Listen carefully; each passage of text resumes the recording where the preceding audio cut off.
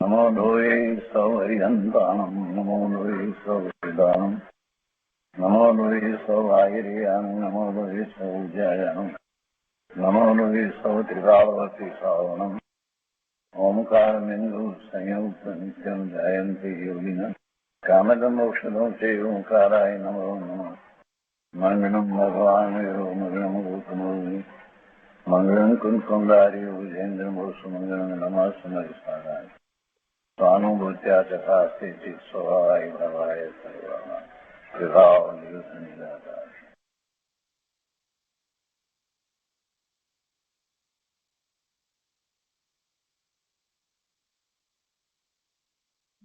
દ્રવ્ય સંગ્રહ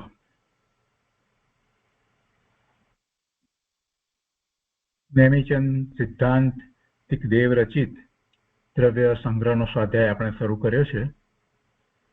એમાં ટીકાકાર બ્રહ્મદેવજીએ જે મંગલાચરણ કર્યું તેનો સ્વાધ્યાય કર્યો, તે પછીથી ભૂમિકા અને તે પછીથી પહેલી ગાથા, નેમિચંદ સિદ્ધાંતિક દેવની પહેલી ગાથા, એનો સ્વાધ્યાય આપણે કરી રહ્યા છીએ. અહીંયા આ શાસ્ત્રની અંદર જેમ સમયસારની અંદર છે તે રીતે અહીંયા પણ પ્રાકૃતમાં જે ગાથાઓ આપવામાં આવી છે એનું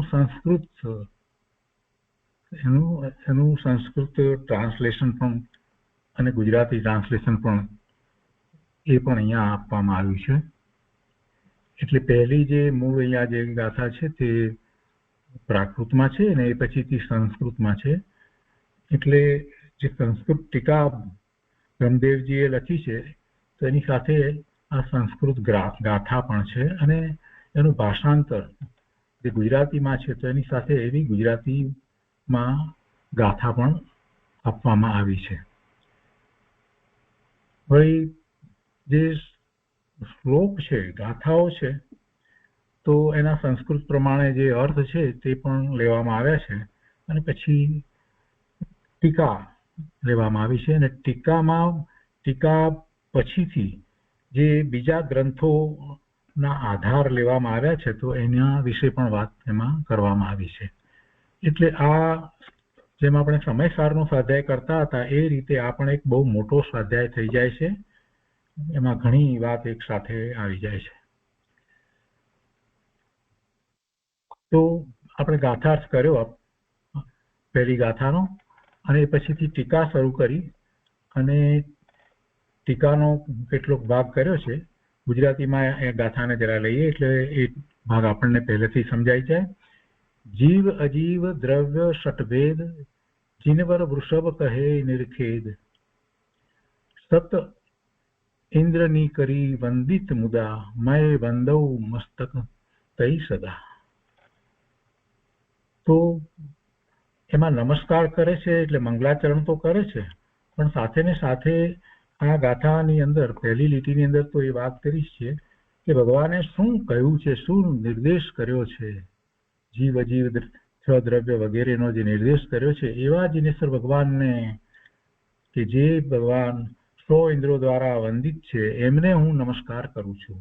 આટલી વાત એમાં લેવામાં આવી. એટલે અહીંયા ગાથાર્થની અંદર ફક્ત એ રીતે લીધું કે હું એટલે નેમિચંદ્ર સિદ્ધાંતિક દેવ કે છે કે જે જીનવર વૃષભે જીવ અને અજીવ દ્રવ્યનું વર્ણન કર્યું તે દેવેન્દ્રોના સમૂહથી વંદ્ય તીર્થંકર પરમદેવને સદા મસ્તક વડે નમસ્કાર કરું છું. તો એ વાત જે લીધી એમાં આ જીનવર વૃષભ જે છે એ શબ્દનો અર્થમાં જીન અને પછી જીનમાંથી જીનવર અને પછી જીનવર વૃષભ. તો એ વાતને આપણે શબ્દ દ્વારા સમજ્યા છીએ અને શબ્દના અર્થ દ્વારા તો સમજ્યા છીએ. અને દેવેન્દ્રોના સમૂહ એટલે કે 100 ઇન્દ્રો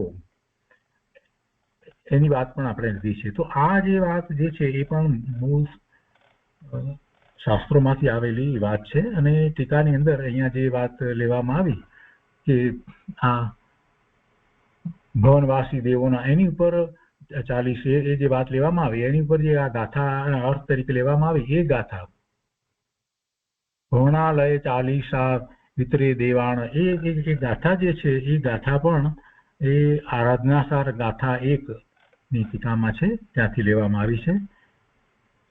તો એ 100 ઇન્દ્રો દ્વારા જે વંદિત છે, જેમના દ્વારા એ વંદન કરવા યોગ્ય છે, એવા જીનેશ્વર ભગવાન એટલે અરિહંત પરમાત્મા અહીંયા લીધા છે.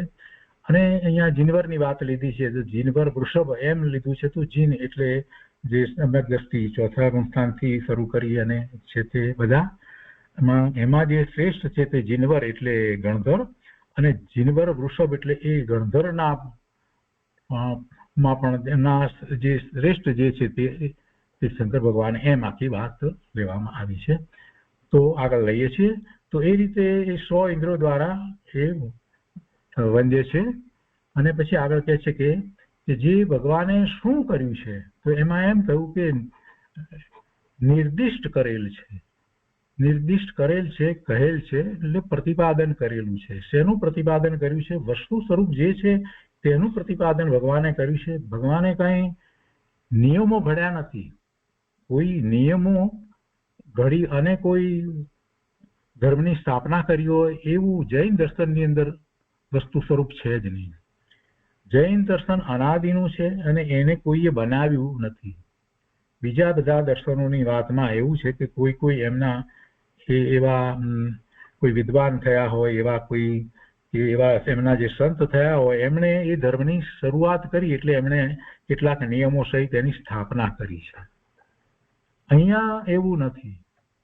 અહીંયા જીનેશ્વર ભગવાને કોઈ જૈન ધર્મની શરૂઆત કરી કે સ્થાપના કરી એવું છે જ નહીં. એટલે કોઈ ઋષભદેવ ભગવાને સ્થાપના કરી એમ પણ નથી, કે મહાવીર સ્વામી ભગવાને સ્થાપના કરી એમ પણ નથી.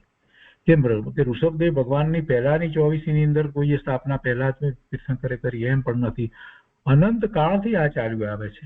અરે એટલું જ નહીં, પણ વર્તમાનમાં મહાવિદ્ય ક્ષેત્રને વિશે 20 તીર્થંકર ભગવાન તો ઓછામાં ઓછા છે, ઉત્કૃષ્ટ તો 160 હોય છે.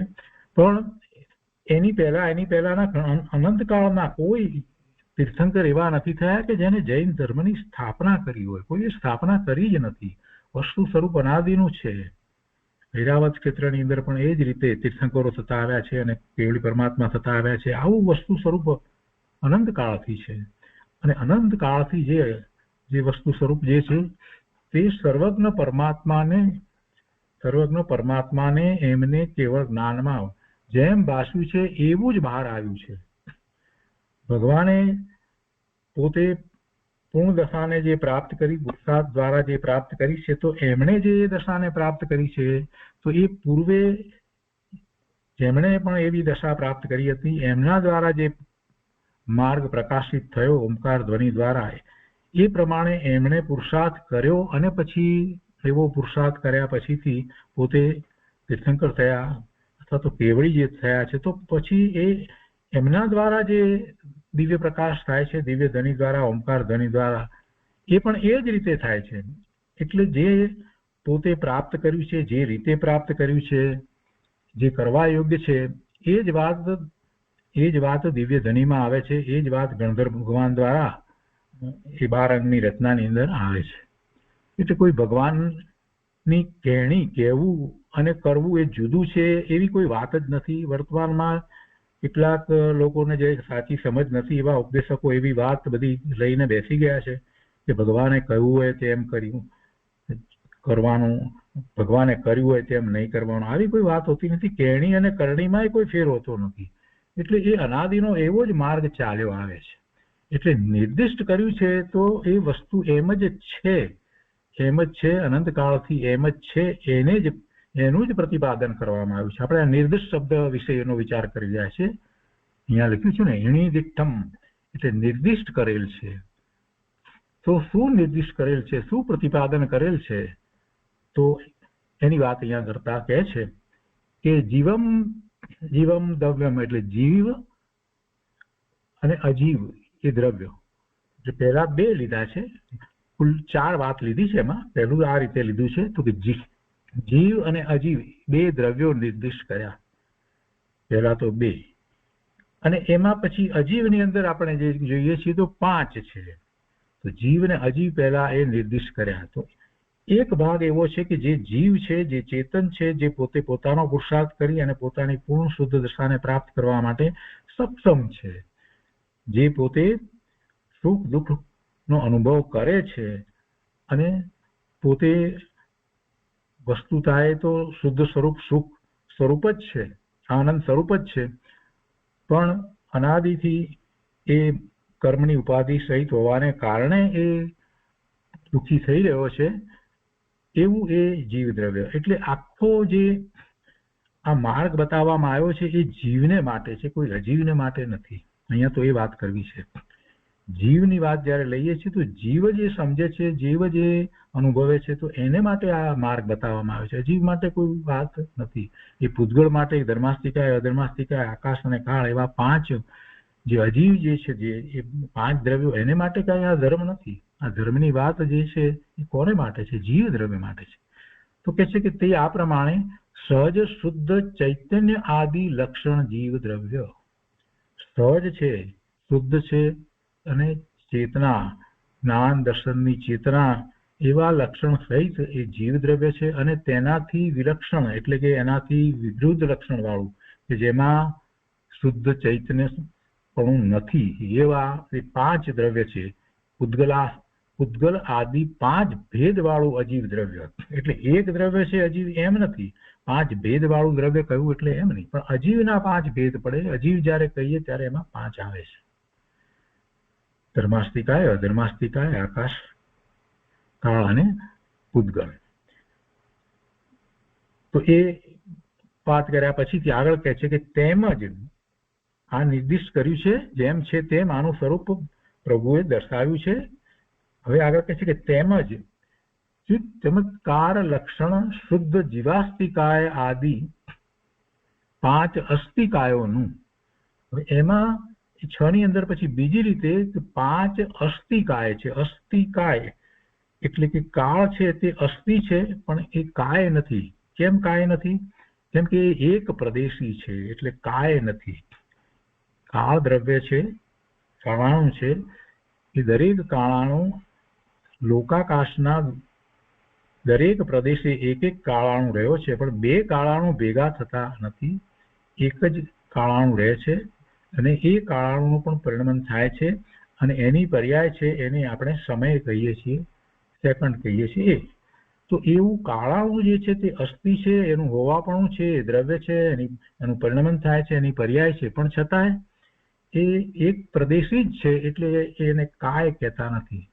તો એ સિવાયના બાકીના જે પાંચ એમાં જીવ છે જે અસંખ્ય પ્રદેશી છે, આકાશ છે તે અનંત પ્રદેશી છે, અને એના ભાગ પાડીએ છીએ ત્યારે બે ભાગ પણ એ રીતે પાડીએ છીએ: લોકાકાશ કે જેની અંદર 6 દ્રવ્ય રહ્યા છે, અને બીજું અલોકાકાશ.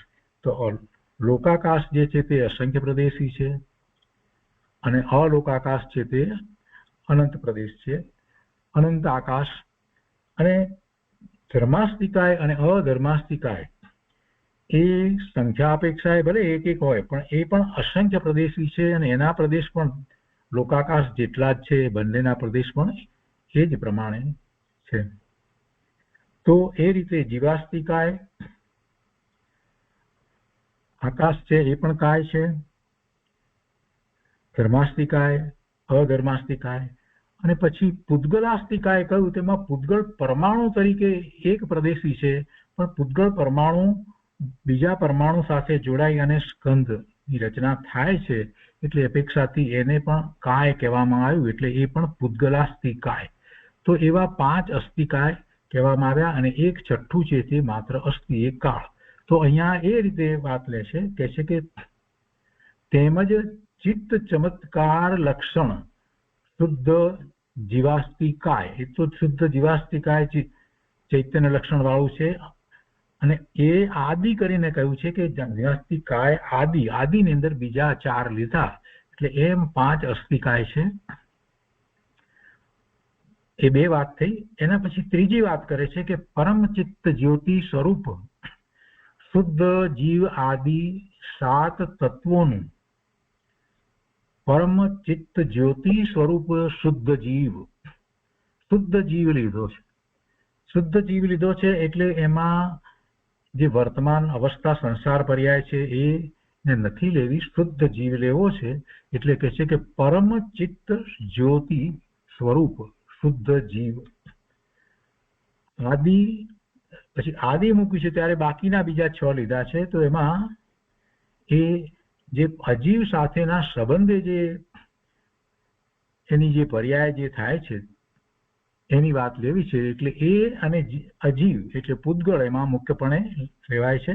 કેમ કે બીજા જે 4 જે છે ધર્માસ્તિકાય, અધર્માસ્તિકાય, આકાશ અને કાળ, એ દ્રવ્યો જે છે એ તો અમૂર્તિક છે અને એની સાથે જીવને સીધો સંબંધ નથી. એટલે કે એની સાથે કોઈ રીતે જોડાઈને કાંઈ કરે છે એવો સીધો સંબંધ એને નથી. એને એ દ્રષ્ટિમાં લે છે એવો કોઈ સીધો સંબંધ નથી. પરંતુ એક પૂતગલ છે અને પૂતગલના સ્કંદ જે છે એની સાથે જીવને સીધો સંબંધ છે. એટલે એ અનેક રીતે એને સંબંધ છે. જે શરીર છે તે પૂતગળાસ્તિકાય છે, એ પૂતગળનો સ્કંદ છે. કર્મ છે તે પણ પૂતગળનો સ્કંદ છે. અને આ વિવિધ પ્રકારની બધી જે રચનાઓ જે સ્કંદની છે તે બધું એને જોઈ અને જીવ એમાં સુખની દુઃખની કલ્પનાઓ કરે છે. તો એ રીતે એની સાથેનો સંબંધ કરવાથી જીવની જે દશાઓ થાય છે એ 5 દશાઓ, એટલે એક તો શુદ્ધ જીવાસ્તિકાય, પરમ ચિત્ત જ્યોતિ સ્વરૂપ જીવ, અને બીજા અજીવ, અને એના સંબંધે બીજા 5 જે જીવની જ પર્યાયો છે તે. અને એ 5ની અંદર આશ્રવ, સંવર, બંધ, નિર્જરા અને મોક્ષ, એ 5 તત્વ લેવામાં આવ્યા. એટલે એમ 7 તત્વોનું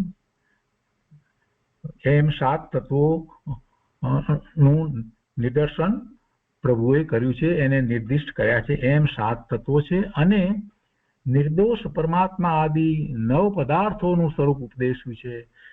અને એમાં પછી પુણ્ય અને પાપ એ બંનેને સાથે લઈએ તો એમ 9 પદાર્થો થાય છે. પુણ્ય અને પાપને આશ્રવમાં પણ લેવાય છે અને બંધમાં પણ લેવામાં આવે છે. તો એમ 9 પદાર્થોનું સ્વરૂપ ઉપદેશ્યું છે. આ નિર્દિષ્ટ કર્યું છે. એટલે એ હતું એને વિસ્તારપૂર્વક ઉપદેશ્યું છે. એમ એ નિર્દિષ્ટ કર્યું છે. કોણે? જીનેશ્વર ભગવાને. હવે આગળ કે છે, અહીંયા તો હજી મંગલાચરણ ચાલે છે ને આવા ભગવાન છે એમ કરીને વાત કરી રહ્યા છે. તો પછી કહે છે કે વળી તે ભગવાન કેવા છે? તો એને વિશે કહે છે કે જીનવર સહેણ, એટલે મિથ્યાત્વ અને રાગ આદિ જીત્યા હોવાના કારણે અસંયત સમ્યક દ્રષ્ટિ આદિ એક દેશ જીનો છે. તેમાં જે વર અર્થાંત શ્રેષ્ઠ છે તે જીનવર એટલે ગણધર દેવ છે. અને તે જીનવરો એટલે ગણધરોના પણ જે વૃષભ અર્થાંત પ્રધાન છે તે જીનવર વૃષભ, એ જીનવર વૃષભ અર્થાંત તીર્થંકર પરમાત્મા છે, એ તીર્થંકર પરમ દેવ છે. તો એમને નમસ્કાર કર્યા છે, એ વાત લીધી. હવે અહીંયા કહે છે કે અહીં અધ્યાત્મ શાસ્ત્રમાં જો કે સિદ્ધ પરમેષ્ઠીને નમસ્કાર કરવો યોગ્ય છે, તો પણ વ્યવહારનો આશ્રય લઈને ઉપકાર સ્મરણ કરવાને માટે અર્હંત પરમેષ્ઠીને જ નમસ્કાર કર્યા છે. અહીંયા એમને નમસ્કાર કર્યો છે. શું કારણથી? તો કે ઉપકાર સ્મરણ કરવાને માટે. વર્તમાનમાં સીધો પૂર્ણ ઉપકાર જો કોઈનો હોય તો એ તીર્થંકર પરમાત્મા કેવળી પરમાત્માનો છે. એમના દ્વારા જ્ઞાન પ્રકાશ જીવને થાય છે. જે જીવો સમુસરણમાં બેઠા છે એ બધા સીધા અર્યંત પરમાત્માની, તીર્થંકર ભગવાનની વાણીને ગ્રહણ કરે છે અને એમની ઉપર એથી સીધો ઉપકાર થાય છે. અને આ વાતને સ્મરણમાં રાખીને પછી ભલે આપણને અત્યારે વર્તમાનમાં પંચમ કાળને વિશે ભરત ક્ષેત્રમાં તીર્થંકર પરમાત્માના વિરહ પડ્યા છે એટલે એ સીધી વાણી નથી પ્રાપ્ત થતી, પણ ગણધર ભગવાન દ્વારા જેની રચના થઈ છે એ દ્વાદશાંગ અંગની એટલે 12 અંગના જ્ઞાનની અને એમાંથી જે શાસ્ત્ર બન્યા એની ઉપલબ્ધિ તો આપણને છે. તો એ ઉપલબ્ધિનો પણ જો વિચાર કરીએ તો પણ એમાં વાત તો જીનવાણીની જ છે, એટલે જીનેશ્વર ભગવાનની જ છે. એટલે ઉપકાર એમનો આપણી ઉપર છે. અને એ ઉપકાર એવો છે કે જે દ્વારા આપણે પણ ભગવાન થઈ શકે, આપણે પણ ભગવાન થઈ શકીએ એવો ઉપકાર છે, જીવ માત્ર ભગવાન થઈ શકે એવો ઉપકાર છે. એટલે એવા ઉપકારને સ્મરણમાં રાખીને, એવા ઉપકારને સ્મરણ કરવાને અર્થે અહીંયા અરિહંત ભગવાનને, અરિહંત પરમેષ્ઠીને નમસ્કાર કર્યા છે. વળી કહ્યું પણ છે કે અરહંત પરમેષ્ઠીના પ્રસાદથી મોક્ષ માર્ગની સિદ્ધિ થાય છે. એટલે એમના પ્રસાદથી, એટલે જીનવાણી દ્વારા મોક્ષ માર્ગની સિદ્ધિ થાય છે. મોક્ષ માર્ગ જીનવાણી દ્વારા જ એ પ્રકાશિત થયો છે. અને આ વાત જે છે તે અહીંયા આપ્ત પરીક્ષાના શ્લોક 2 માંથી એ રીતે લીધી છે. અરહંત પરમેષ્ઠીના પ્રસાદથી મોક્ષ માર્ગની સિદ્ધિ થાય છે. કેમ કે સિદ્ધ ભગવાનને તો હવે કોઈ વાણી હોતી નથી, મન, વાણી, કાયા કાંઈ હોતું નથી. તીર્થંકર ભગવાન અરિહંત પરમાત્માને વાણી છે, અને એ વાણી મુખથી નથી નીકળતી, પણ સહજ રીતે એમને હવે કોઈ ઈચ્છા નથી, પોતાના સ્વરૂપમાં સ્થિર છે એટલે, પણ સહજ રીતે એમના આખા શરીરમાંથી દિવ્ય ઉઠે છે. તો આ વાત પણ સાથે એવી રીતે લેવાય છે કે અરહંત પરમેશ્વરના પ્રસાદથી મોક્ષ માર્ગની સિદ્ધિ થાય છે. મોક્ષ માર્ગ જેની વાણીમાં જ છે, એમણે પણ એ જ માર્ગે ચાલી અને પોતે ભાવ મોક્ષની દશાને પ્રગટ કરી છે, અને એ જ માર્ગ એ દર્શાવી રહ્યા છે. તેથી મુનિવરોએ શાસ્ત્રના આદિમાં, શરૂઆતમાં અરહંત પરમેષ્ઠીના ગુણોની સ્તુતિ કરી છે. એટલે કેટલાય શાસ્ત્રકારોએ અરિહંત ભગવાનની સ્તુતિ એ રીતે શાસ્ત્રની શરૂઆતમાં કરી છે. હવે આગળ કહે છે કે અહીં ગાથાના ઉત્તરાર્ધથી, એટલે અહીંયા ટીકાકાર જે છે તે આ વાત કરે છે. તો એમાં સંસ્કૃત ટીકાની અંદર એ ઉત્તરાર્ધની વાત લેવામાં આવી છે. મૂળ ગાથાની અંદર ઉત્તરાર્ધ એવો અર્થ ન કરવો, પણ ટીકાની અંદર એ વાતને સમાવી લીધી છે. કેમ કે ગાથામાંથી એ વાત નીકળે છે, એટલે ટીકાકારે એ વાત લીધી છે. તો કહે છે અત્ર ગાથા પરાર્ધેન, એમ કરી અને અહીંયા એમણે લીધું છે કે નાસ્તિકત્વ પરિહાર, એટલે નાસ્તિકતાનો પરિહાર કરવા માટે શિષ્ટાચાર પ્રપાલમ પુણ્યા વાપ્તિશ્ય નિર્વિઘ્નમ શાસ્ત્રદૌ તેન સંસ્તુતિ, એટલે શિષ્ટાચાર માટે અને પુણ્યની પ્રાપ્તિ માટે અને નિર્વિઘ્ને આ શાસ્ત્ર ને પૂર્ણ કરવા માટે, એમ 4 કારણથી આ શાસ્ત્રમાં પહેલા આવું મંગલાચરણ કરવામાં આવે છે. એ વાત એના સંસ્કૃતમાં આપી છે. તો અહીંયા કહે છે કે અહીં ગાથાના ઉત્તરાર્ધથી આ રીતે કહેવામાં આવ્યું છે તો કે નાસ્તિકતાનો ત્યાગ, શિષ્ટાચારનું પાલન, પુણ્યની પ્રાપ્તિ અને વિઘ્ન વિનાશ, આ 4 લાભ માટે શાસ્ત્રના આરંભમાં ઈષ્ટદેવની સ્તુતિ કરવામાં આવે છે. અને આ પણ આ જે વાત લેવામાં આવી છે એ પણ ઘણી જગ્યાએ છે. એ શ્રી પંચાસ્તિકાય ગાથા 1 તાત્પર્ય વૃત્તિ ટીકામાં આધાર રૂપે શ્રી જયસેન આચાર્ય લીધેલું છે. એ વાત અહીંયા લીધી છે. તો આ શ્લોકમાં કહેલા 4 ફળો જાણતા શાસ્ત્રકાર શાસ્ત્રના આરંભમાં 3 પ્રકારના દેવને 3 પ્રકારે નમસ્કાર કરે છે. એટલે આ નમસ્કાર કરવાનું જે કારણ અહીંયા દર્શાવ્યું એ પછીથી કહે છે કે એટલા માટે દરેક શાસ્ત્રકાર મંગલાચરણમાં એ દેવને નમસ્કાર કરે છે. કયા દેવને નમસ્કાર કરે છે? તીર્થંકર ભગવાન કેવળી પરમાત્માને નમસ્કાર કરે છે, અથવા તો સિદ્ધ ભગવાનને પણ નમસ્કાર કરે છે, કોઈ જગ્યાએ એ પણ છે. તો એ નમસ્કાર કરે છે એને વિશે અહીંયા કહે છે કે 3 પ્રકારના દેવને 3 પ્રકારે નમસ્કાર કરે છે. 3 પ્રકારના દેવ નથી, પણ દેવને વિશે 3 પ્રકાર જે છે એની વાત કરવી છે. એટલે 3 પ્રકાર એ રીતે પડે છે તો પછી નમસ્કાર પણ એ રીતે થાય છે. તો અહીંયા કહે છે કે 3 પ્રકારે દેવનું કથન કરવામાં આવ્યું છે. એ કઈ રીતે?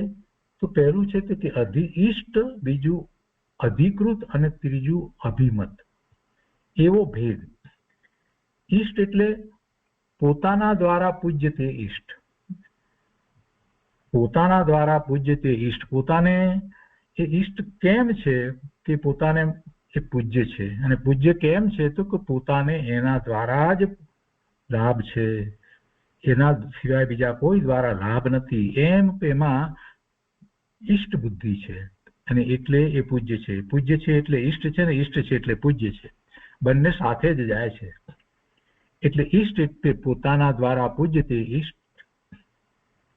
બીજું છે અધિકૃત છે, એટલે કે ગ્રંથ કે પ્રકરણની શરૂઆતમાં નમસ્કાર કરવા માટે જે વિવક્ષિત હોય છે, કોઈ પણ ગ્રંથની રચના કરવાની પહેલા જેને નમસ્કાર કરવા યોગ્ય છે એવા એ અધિકૃત છે.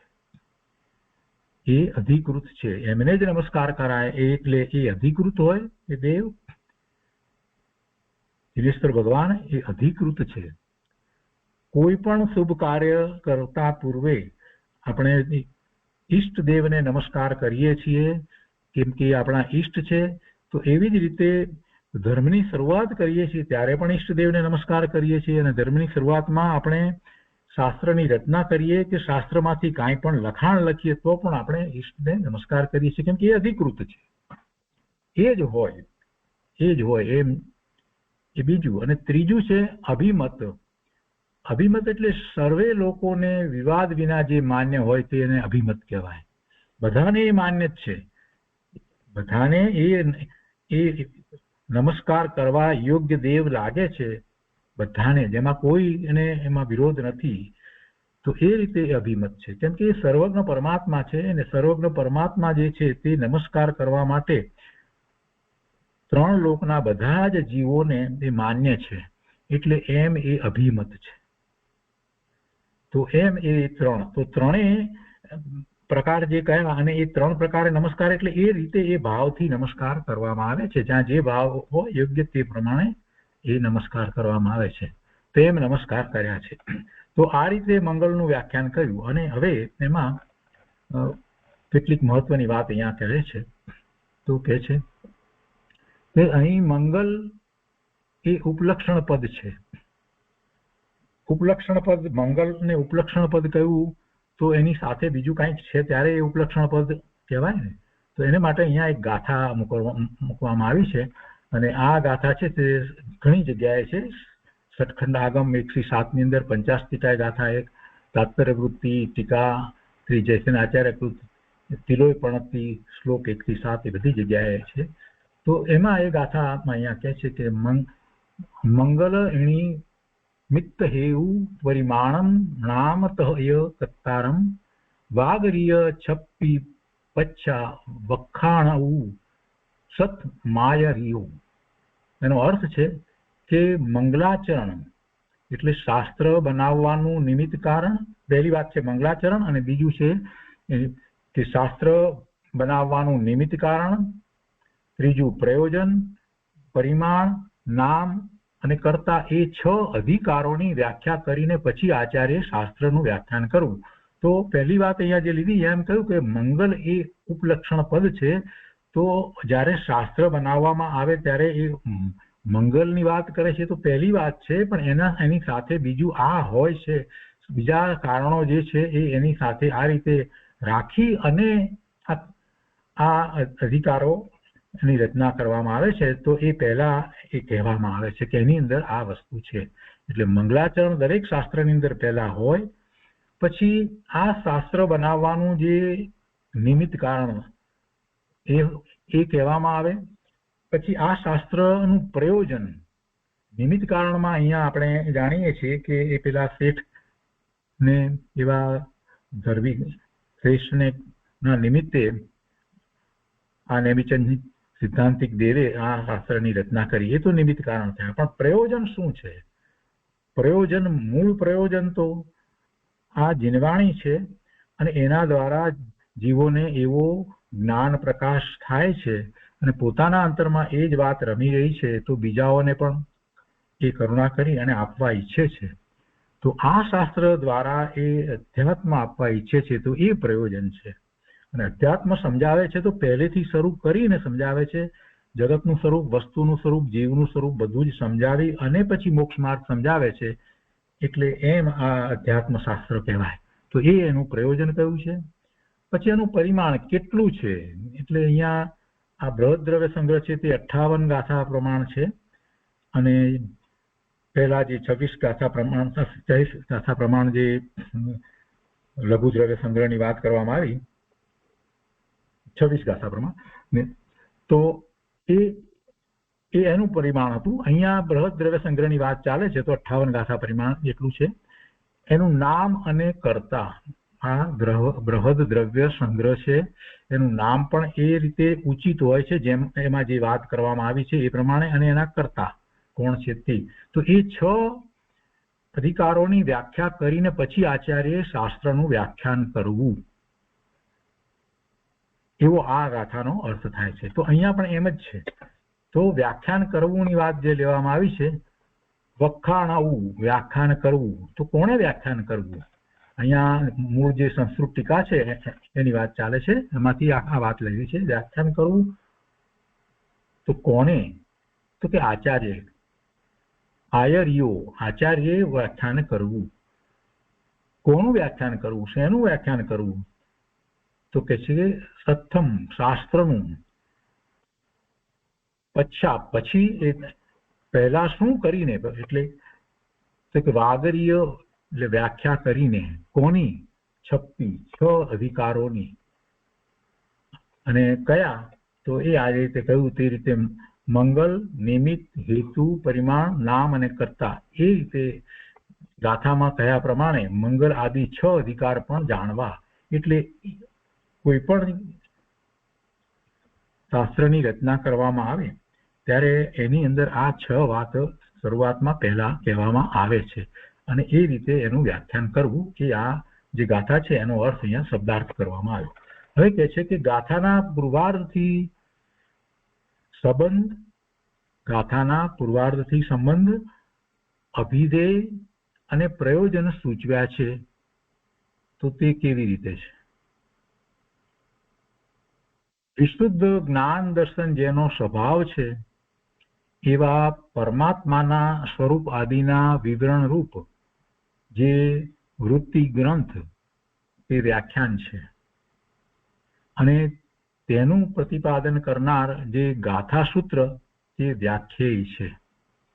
સંબંધ બતાવવો પડે ને, કઈ રીતે સંબંધ છે. આ જે ગાથાઓ તો લખી, તો એ ગાથાઓનું વાચ્ય અને વાચક એને શું છે, કેવી રીતે છે, તો કે એ બંને વચ્ચે એવો સંબંધ છે. આ કંઈ ગમે તેમ શબ્દની રચના નથી, કોઈ પણ રીતે શબ્દ ભેગા કરી દીધા કે અક્ષરો ભેગા કરી દીધા એવી કોઈ વાત નથી. એવું હોય ત્યાં સંબંધ કાંઈ હોઈ શકે નહીં. ગમે તે અક્ષરો મૂકી દઈએ તો કાંઈ કોઈ જાતનો કોઈ એની સાથે કાંઈ સંબંધ બનતો નથી, એનું વાચ્ય વગેરે બનતું નથી. એટલે વાચ્ય વાચક સંબંધ જે છે એ સંબંધ બતાવવો છે. સંબંધ એટલે વાચ્ય વાચક સંબંધ. તો એ વાચ્ય વાચક સંબંધ જે છે એ જ અહીંયા દર્શાવવામાં આવ્યો છે. એ અભિધેય અને અભિધાનમાં પણ એ રીતે બતાવવામાં આવ્યું છે, અને પ્રયોજનની અંદર પણ એ જ રીતે વાત કરવામાં આવી છે. તો એ સંબંધ કેવી રીતે છે? તો કે વિશુદ્ધ જ્ઞાન દર્શન જેનો સ્વભાવ છે એવા પરમાત્માનું સ્વરૂપ. વિશુદ્ધ જ્ઞાન દર્શન જેનો સ્વભાવ છે એવા પરમાત્માનું સ્વરૂપ. સિદ્ધ ભગવાનનું જે સ્વરૂપ છે એનો વિચાર કરીએ છીએ તો આપણને ખ્યાલ આવે છે કે એવું જ સ્વરૂપ છે, જીવ માત્રનું એવું જ સ્વરૂપ છે, એ જ પરમાત્મા સ્વરૂપ છે. અને એ પરમાત્મા સ્વરૂપનો વિચાર કરી અને એ સ્વરૂપ જીવ માત્રનું છે એવી વાત બધા જ શાસ્ત્રોમાં કરવામાં આવી છે.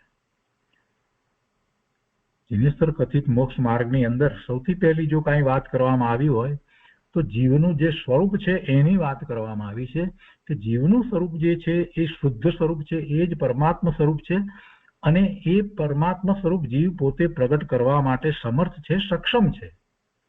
તો એવા પરમાત્માના સ્વરૂપ આદિના વિવરણ રૂપ એમનું જે સ્વરૂપ જે છે એનું વિવરણ રૂપ જે આ વૃત્તિ ગ્રંથ, એટલે જેના વિવરણનો આ ગ્રંથ જે વ્યાખ્યાન છે, એને આ ગ્રંથની અંદર જે વિસ્તાર કરવામાં આવ્યો છે એટલે એ વૃત્તિ ગ્રંથ થયો. અને એ વિસ્તાર શેનો કરવામાં આવ્યો છે? પરમાત્માના સ્વરૂપનો.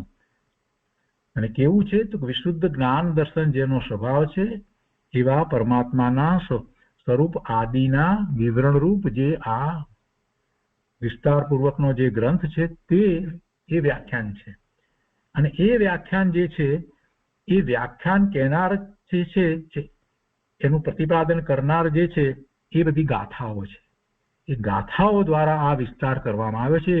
એ કહેવામાં આવ્યું છે તો કે છે કે વૃત્તિ ગ્રંથ જે છે તે વ્યાખ્યાન છે અને એ વ્યાખ્યાન એનું પ્રતિપાદન કરનાર એ ગાથા સૂત્ર છે અથવા તો એ ગાથાઓ છે.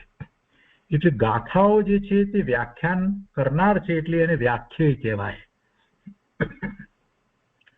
વ્યાખ્યાન જે કરે એને વ્યાખ્યાય કહેવાય. એટલે ગાથા સૂત્રને વ્યાખ્યાય કહેવાય.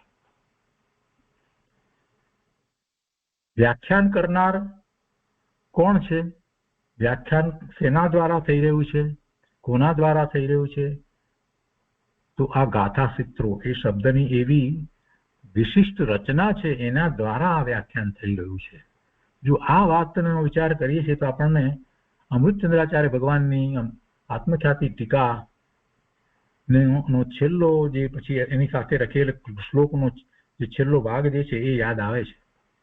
આચાર્ય ભગવાને એમ કહ્યું કે આ જે ટીકા જે છે એ ટીકા અમે નથી કરી, એ તો પૂતગલની રચના છે, એ પૂતગલે કરી છે, એમાં અમારું કાંઈ નથી, અમે તો આત્મસ્થિત હતા. એટલે જે શબ્દની રચના છે એ શબ્દની રચના છે તે જ અહીંયા પણ એ ગાથા સૂત્ર જે છે એ વ્યાખ્યાય છે અને એના દ્વારા આ વ્યાખ્યાન થયું છે. એ રીતે વ્યાખ્યાન અને વ્યાખ્યાય રૂપ સંબંધ જાણવો, આ પહેલો સંબંધ કર્યો. એ પછીથી એ જ રીતનો બીજો સંબંધ સમજાવે છે કે જે વ્યાખ્યા કરવા યોગ્ય સૂત્ર છે તે જ અભિધાન એટલે વાચક છે. જે સૂત્રો છે એ વાચક છે. એમાં રહેલા જે શબ્દો છે એ શબ્દોના દરેકના અર્થ છે એ વાચક શબ્દનું વાચ્ય છે.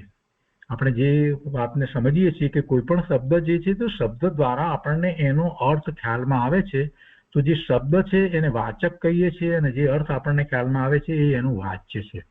જેમ આપણે સાકર શબ્દ બોલીએ તો તરત જ ખ્યાલમાં આવે છે, અથવા તો સાકર શબ્દ વાંચીએ તો તરત જ આપણને ખ્યાલમાં આવે છે કે પેલો સફેદ રંગનો મીઠો ગાંગડો, એ એનું વાચ્ય છે. એટલે દરેક શબ્દ દ્વારા જે આપણને ખ્યાલમાં આવે છે અર્થ, એને આપણે વાચ્ય કહીએ છીએ. એટલે જે આ અભિધાન જે કહેવામાં આવ્યું એ અભિધાન એ વાચક છે અને એને વાચક પણ કહેવાય અને એ જ સમજાવનારું જણાવનારું પ્રતિપાદક પણ કહેવાય. એટલે અભિધાન અથવા વાચક અથવા પ્રતિપાદક એ શું છે તો કે આ ગાથાઓ છે, આ સૂત્રો છે, એના શબ્દો છે, એ આખી એ રચના છે એ અભિધાન છે. એ વાચક શબ્દો દ્વારા આખી રચના બની છે અને એ જ શેના પ્રતિપાદક છે તો કે પરમાત્મા સ્વરૂપના પ્રતિપાદક છે, પરમાત્મા સ્વરૂપને દર્શાવનારા છે. એટલે એ સંબંધને અહીંયા બતાવે છે કે અભિધાન અભિધેય સંબંધ. તો અનંત જ્ઞાન આદિ અનંત ગુણોના આધારરૂપ પરમાત્મા આદિનો સ્વભાવ તે અભિધેય એ વાચ્ય એ પ્રતિપાદ્ય છે. જે પ્રતિપાદક શબ્દો દ્વારા જે આપણને ખ્યાલમાં આવે છે તે શું ખ્યાલમાં આવે છે? એ વાચક શબ્દો દ્વારા, આ ગાથાના શબ્દો દ્વારા શું ખ્યાલમાં આવે છે તો કે છે કે અનંત જ્ઞાન આદિ અનંત ગુણોના આધારરૂપ પરમાત્મા આદિનો સ્વભાવ. તીર્થંકર ભગવાન કેવળી પરમાત્મા, સિદ્ધ પરમાત્મા, પૂર્ણ શુદ્ધ દશા જેમણે પ્રાપ્ત કરી છે, તો એ જ એ વસ્તુ એ કોની છે? એ જીવ માત્રની છે, પણ જેને પ્રગટ કરી છે એને માટે જ અત્યારે કહેવાય ને, એટલે પરમાત્મા. એ પરમાત્મા આદિનો જે સ્વભાવ એ આ વાચ્ય શબ્દો દ્વારા આપણને ખ્યાલમાં આવે છે. એટલે એ અભિધેય છે, એ વાચ્ય છે અને એ પ્રતિપાદ્ય છે. પ્રતિપાદક શબ્દ કહીએ ત્યારે એમ કહેવાય કે એ પ્રતિપાદક જે છે એ જણાવનાર છે, તો એનાથી શું જણાય છે તો એ પ્રતિપાદ્ય કહેવાય. જણાવનારને આપણે પ્રતિપાદક કહીએ તો જે જણાય છે એને આપણે પ્રતિપાદ્ય કહીએ. તો ત્રણેય શબ્દ અહીંયા મૂકીએ તો અભિધાન મૂકીએ તો એની સામે અભિધેય કહેવાય, વાચકની સામે વાચ્ય કહેવાય અને પ્રતિપાદકની સામે પ્રતિપાદ્ય છે. તો આ સંબંધ છે અને એ રીતે અભિધાન અને અભિધેયનું સ્વરૂપ જાણવું એવો સંબંધ એની નીચે એ રીતે છે. હવે કહે છે કે વ્યવહારથી છ દ્રવ્ય આદિનું પરિજ્ઞાન તે આ ગ્રંથનું પ્રયોજન છે. પ્રયોજન દર્શાવે છે, સંબંધ દર્શાવે, પ્રયોજન દર્શાવે છે. એમ વ્યવહારથી એમ કહેવાય કે 6 દ્રવ્ય આદિ, માત્ર 6 દ્રવ્ય એમ નહીં, 6 દ્રવ્ય આદિ, તો 6 દ્રવ્ય આદિ શબ્દ મૂકી અને 6 દ્રવ્યનું સ્વરૂપ, અને એમાં 6માં જે જીવ દ્રવ્ય જે છે એનું સ્વરૂપ, અને એવું સ્વરૂપ જે જયારે કહ્યું તો પછી એવું સ્વરૂપ કેવી રીતે પ્રાપ્ત થાય એ પણ વાત આવે ને, એટલે એમાં આદિ શબ્દ મૂકી દીધો. એ 6 દ્રવ્ય આદિનું પરિજ્ઞાન તે આ ગ્રંથનું પ્રયોજન છે. હવે એવું જ્ઞાન પરિજ્ઞાન કરાવવા પાછળનું કારણ શું હોય? એવું પરિજ્ઞાન શા માટે કરાવવું છે? તો કેમ કે એવા જીવ દ્રવ્યનું જેવું શુદ્ધ સ્વરૂપ છે એવા શુદ્ધ સ્વરૂપની પ્રાપ્તિ માટે. એટલે કે છે કે નિશ્ચયથી નિજ નિરંજન શુદ્ધ આત્મ સંવિતિથી ઉત્પન્ન નિર્વિકાર પરમાનંદ જેનું એક લક્ષણ છે, એવા સુખામૃતના રસાસ્વાદ રૂપ સ્વસંવેદન જ્ઞાન તે આ ગ્રંથનું પ્રયોજન છે. નિશ્ચયથી તો પ્રયોજન એ છે કે પોતાના સ્વરૂપનું જ્ઞાન, સ્વસંવેદન જ્ઞાનની પ્રાપ્તિ થાય એ એનું પ્રયોજન છે. પણ એને માટે કેટલા બધા વિશેષણ મૂક્યા. નિશ્ચયથી નિજ પોતાનું નિરંજન, એ કોઈથી રંજિત થતું નથી એવું નિરંજન, શુદ્ધ આત્મ સંવિતિથી, શુદ્ધ આત્માની અનુભૂતિ સંવિતિથી ઉત્પન્ન વિકાર વિનાનું પરમ આનંદ જેનું એક લક્ષણ છે, નિર્વિકાર પરમ આનંદ જેનું એક લક્ષણ છે, એવા સુખ અમૃતના રસાસ્વાદ રૂપ સ્વસંવેદન જ્ઞાન છે.